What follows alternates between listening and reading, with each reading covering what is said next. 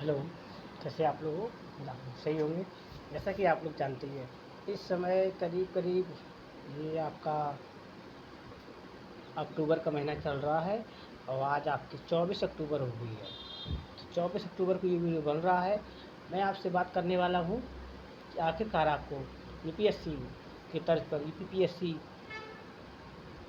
के सेम ही पैटर्न पर एमपीपीएससी में आपको क्या करना है जो आपका एमपीपीएससी क्लियर हो जाएगा। तो आप लोगों को मैंने कल पिछले वीडियो में बताया था कि आपको जनजातियाँ पढ़नी है।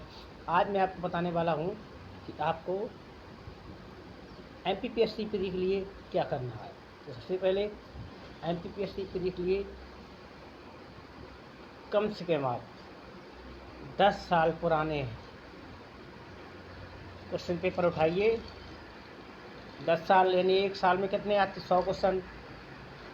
एक पेपर में 100 क्वेश्चन आते हैं तो 1000 क्वेश्चन आपको कंप्लीट करने हैं। उनको पहले अच्छे से पढ़िए, दोबारा फिर एक महीने बाद रीडिंग मारिए, दोबारा फिर अच्छे से याद करिए।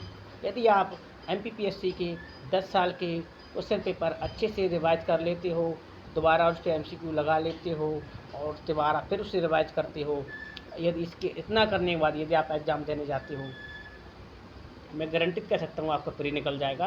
तो प्री के लिए आपको सिर्फ एक ही काम करना है।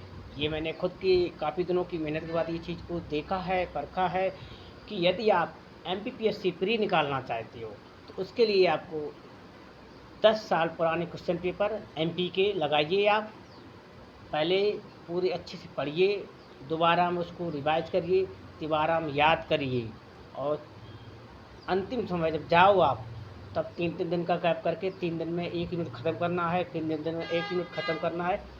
इस तरह से जब जाते समय आप 3-3 दिन का यानी लास्ट वाले 1 महीने में आपको प्रत्येक यूनिट को 3 दिन का टाइम देना है और 3 दिन में उसको ख़त्म करना है। तो इस तरह लास्ट में आपके 10 यूनिट कंप्लीट हो जाएंगी और आप बड़े आराम से एमपीपीएससी प्री को निकाल सकते हो।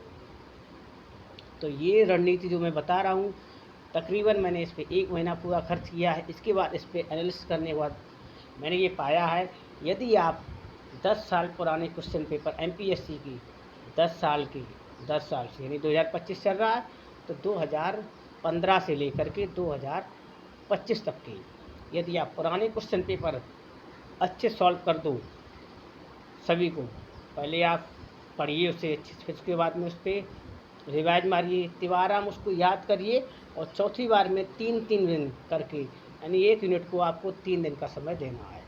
इस तरह करके 1 महीने में 10 यूनिट आपकी ख़त्म हो जाएंगी और आपका बड़े आराम से प्री निकल जाएगा।